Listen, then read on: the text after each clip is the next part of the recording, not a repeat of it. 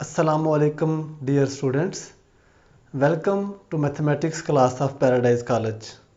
प्यारे बच्चों, इस क्लास में हम फर्स्ट ईयर मैथमेटिक्स के सेकंड चैप्टर की लास्ट एक्सरसाइज स्टडी कर रहे हैं और इस चैप्टर का ये लास्ट लेक्चर होगा जिसमें हम 2.8 का क्वेश्चन नंबर 9 और क्वेश्चन नंबर 10 स्टडी करेंगे। तो आइए क्वेश्चन नंबर 9 की स्टेटमेंट पढ़ते हैं। कंप्लीट द फॉलोइंग टेबल, इस टेबल को कंप्लीट करो to obtain a semi group, कि हमें सेमी ग्रुप मिले अंडर स्टैटिक। एक ऐसा सेट हमारे पास मौजूद है ABC जिसका ये टेबल बनाया हुआ है। तो हमने इसमें जो मिसिंग एलिमेंट्स हैं वो फाइंड करने हैं। तो आइए हम फाइंड आउट करते हैं। हमें C स्टैटिक A और C static B find out करना है। यहाँ पे एक स्टेटमेंट लिखेंगे। आप जानते हैं since we are required to find a semi group, हमें कहा गया है एक सेमी ग्रुप फाइंड आउट करने के लिए। So associative law must be satisfy, तो यहाँ पे एसोसिएटिव लॉ ज़रूर सेटिस्फाइड होगा। क्लियर हो गया? इसका मतलब ये हुआ कि हमारे पास ये एसोसिएटिव लॉ ही है, ये हमें समझना पड़ेगा, ये हमें रिक्वायर्ड होगा कि हम इसको एसोसिएटिव लॉ बनाएं। उसके लिए फिर हमें जो एलिमेंट्स फाइंड आउट करने हैं वो एसोसिएटिव लॉ के ज़रिए ही फाइंड आउट करने हैं। तो देखें, हमें इस तरह से ये लिखना है। A static a find out करेंगे, a static a find out करेंगे तो हमारे पास सी आएगा।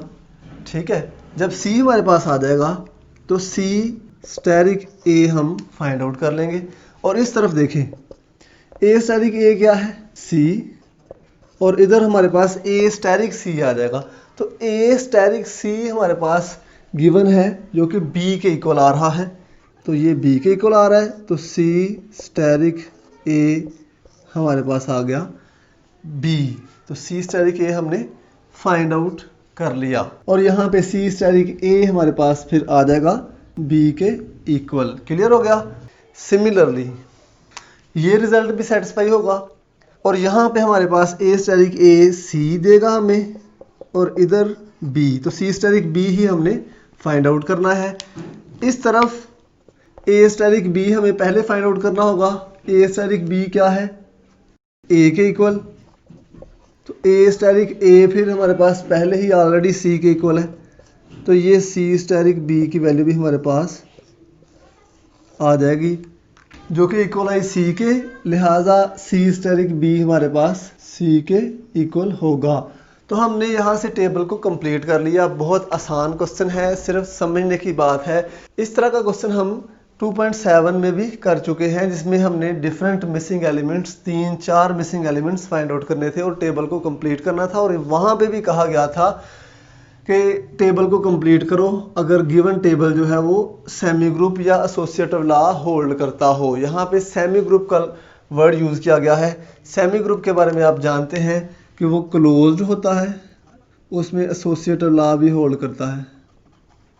तो क्लोजर लॉ और एसोसिएटिव लॉ जिसमें होल्ड करे वो हमारे पास सेमी ग्रुप कहलाते हैं। सेमी ग्रुप का मतलब मैंने आपको एक और बताया था, हाफ ग्रुप। सेमी मीन होता है हाफ, हाफ मीन जिसमें 2 प्रॉपर्टीज 4 में से ग्रुप की सेटिस्फाई करेंगी। तो ये है हमारा क्वेश्चन नंबर 9 जिसमें हमने टेबल को कंप्लीट किया। नेक्स्ट करते हैं question number 10। Question number 10 statement है, prove that all 2x2 non-singular matrices over the real field form a non-abelian group under multiplication। तमाम 2x2 मैट्रिसेस जिनकी जो एंट्रीज हैं, जिनमें एलिमेंट्स रियल नंबर्स हों, form a non abelian group, उनका set non abelian group बनाएगा under binary operation multiplication. Clear हो गया? इसको हम प्रूफ करते हैं। सबसे पहले हम इसको लेट करेंगे कि G एक सेट है हमारे पास जिसमें all 2x2 non singular matrices पड़े हैं। जब हम बात करते हैं नॉन सिंगुलर की और 2x2 की तो आपको समझ आ रहा होगा, नॉन सिंगुलर भी आपको समझ आना चाहिए। 2x2 से मुराद 2 रोज और 2 कॉलम्स होंगे उनके, और नॉन सिंगुलर से मुराद कि उनमें से हर एक का इन्वर्स भी एग्जिस्ट करना चाहिए। क्लियर हो गया? क्योंकि तमाम नॉन सिंगुलर मैट्रिसेस हैं और इनफाइनाइट मैट्रिसेस बन सकते हैं इसके, लिहाजा हम कह सकते हैं कि इसमें ए पड़ा है, इसमें बी पड़ा है, सी पड़ा है, एक आई मैट्रिक्स भी पड़ा है। आई मैट्रिक्स मतलब आइडेंटिटी मैट्रिक्स, जिसमें 1 0 0 1 जिसकी एंट्रीज होंगी वो भी रियल फील्ड से ही होंगी, इसलिए आई भी इसमें ज़रूर होगा। लिहाजा यहाँ पे ए इनवर्स भी पड़ा है, क्योंकि ए मैट्रिक्स अगर इसमें बिलोंग करता है तो ए इनवर्स भी इसमें मौजूद होगा। नॉन सिंगुलर की बात हो रही है, बी इनवर्स भी होगा एंड सो ऑन। तो ये है हमारे पास सेट जी। क्लियर हो गया। हमने इसको प्रूव करना है कि ये नॉन अबिलियन ग्रुप है अंडर बाइनरी ऑपरेशन मल्टीप्लिकेशन। तो सबसे पहले प्रॉपर्टी है क्लोजर प्रॉपर्टी।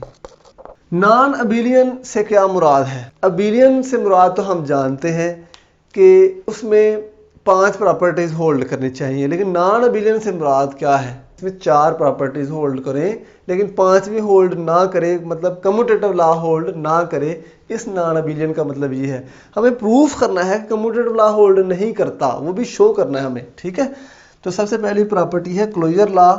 आप जानते हैं कि जो मैट्रिसेस हैं अगर इनको मल्टीप्लाई करें तो हमें जो मैट्रिसेस आंसर में आते हैं वो भी 2 क्रॉस 2 ही होते हैं, लिहाजा ये सेट क्लोज्ड होगा। लिहाजा हम लिखेंगे क्योंकि तमाम ए बी एलिमेंट्स जो कि जी को बिलोंग करते होंगे, इन मैट्रिसेस को अगर हम मल्टीप्लाई करें तो जो आंसर ए बी आता है वो भी 2 क्रॉस 2 नॉन सिंगुलर होता है और बिलोंग करता है जी को। क्लियर हो गया।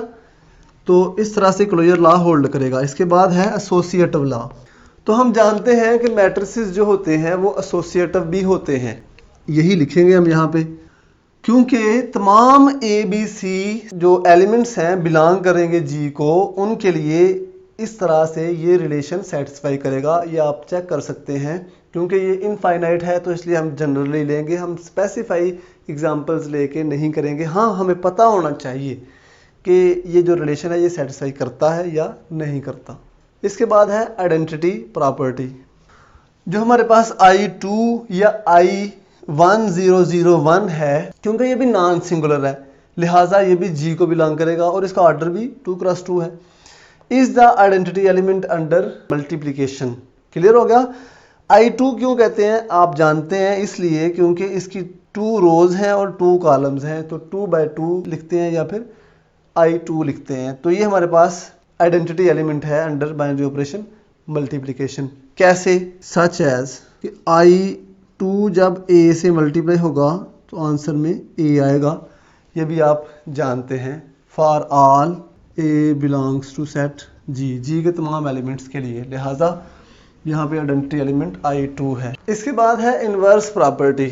इनवर्स प्रॉपर्टी भी यहाँ पे होल्ड करेगी, because inverse of each element exist in G because all matrices are non singular. तो नॉन सिंगुलर मैट्रिसेस के बारे में हम जानते हैं कि ऐसे मैट्रिसेस जिनका इनवर्स एग्जिस्ट करता हो, जिनका इनवर्स भी वहाँ पे मौजूद हो, तो ऐसे मैट्रिसेस को नॉन सिंगुलर बोलते हैं। लिहाजा G में तमाम मैट्रिसेस का इनवर्स भी मौजूद होगा, क्योंकि उसमें तमाम 2 क्रॉस 2 मैट्रिसेस आ जाएंगे। कोई ऐसा मैट्रिक्स नहीं रहेगा 2 क्रॉस 2 जो उसमें नहीं होगा, लिहाजा इनवर्स भी एग्जिस्ट करता है।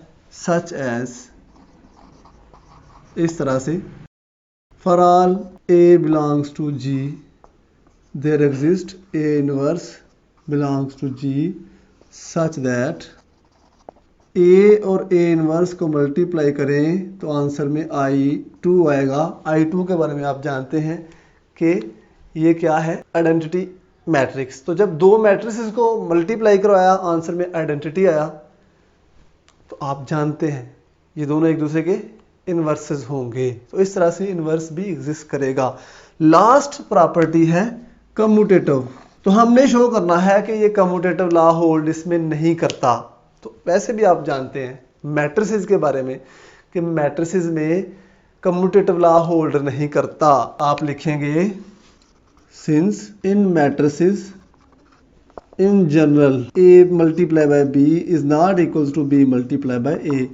हम जानते हैं तमाम मैट्रिसेस में, ठीक है, ये इक्वल नहीं होते। So commutative law is not hold in G under multiplication. तो G में commutative law under multiplication hold नहीं करेगा। Hence all those four properties are satisfied but G is not commutative, G is non-commutative, hence G is non-abelian under binary operation multiplication। तो हमने proof किया कि G non-abelian है। non-abelian है हमने proof कर दिया, लेकिन अभी आप दोबारा देखिए कि यहाँ पे क्या किया है। रिपीट कर रहा हूँ। क्वेश्चन था कि तमाम 2x2 ऑर्डर के नॉन सिंगुलर मैट्रिसेस जो कि रियल एंट्रीज रखते हो, रियल फील्ड से हो, form a non abelian group under multiplication. Non abelian group बनाएंगे अंडर बाइनरी ऑपरेशन मल्टीप्लिकेशन। हमने सपोज कर लिया कि जी एक ऐसा सेट है जिसमें तमाम non singular matrix of order 2x2 पड़े हैं। देन हमने जी को इसके बराबर रख लिया, क्योंकि A B C X Y G etcetera infinite elements होंगे। क्योंकि उसने कहा है कि नॉन सिंगुलर है, लिहाजा इन्वर्सेस भी इसमें मौजूद होंगे हर एक के, और आई भी मौजूद होगा क्योंकि आई क्या है, नॉन सिंगुलर है, 2x2 मैट्रिक्स। हमने कहा कि क्लोजर लॉ प्रूफ करना है, और क्लोजर लॉ इसमें एग्जिस्ट करता है। हम जानते हैं जनरली तमाम मैट्रिसेस में क्लोजर लॉ होल्ड करता है, लिहाजा ये इसमें भी करेगा। तमाम मैट्रिक्स जो कि जी को बिलोंग करते होंगे उनके लिए ए डॉट बी या ए बी जो है वो जी को बिलोंग करेगा। एसोसिएटिव लॉ भी होल्ड करता है, जनरली हम जानते हैं। आपने ये 9th क्लास में भी पढ़ी है प्रॉपर्टीज़ कि ये तमाम प्रॉपर्टीज़ होल्ड करती हैं, लेकिन अभी 3rd चैप्टर हम जब शुरू करेंगे तब भी आप ये चीज़ें पढ़ेंगे, ठीक है। तो इस तरह से आइडेंटिटी एलिमेंट भी एग्जिस्ट करता है, हमने यहाँ पे देखा, क्योंकि आइडेंटिटी एलिमेंट 2x2 में ज़रूर मौजूद होगा। तो ये था आज का लेक्चर जिसमें हमने क्वेश्चन नंबर 8 और क्वेश्चन नंबर 9 किए। उम्मीद है आपने इसको अच्छे से अंडरस्टैंड किया होगा। मिलते हैं नेक्स्ट लेक्चर के साथ। आज के इस लेक्चर में हमने चैप्टर नंबर 2 को फिनिश कर दिया है। ये 24th लेक्चर है। मिलते हैं नेक्स्ट लेक्चर में नेक्स्ट चैप्टर के साथ। तब तक के लिए इजाज़त दीजिए। दुआ में याद रखिए। अल्लाह हाफिज़।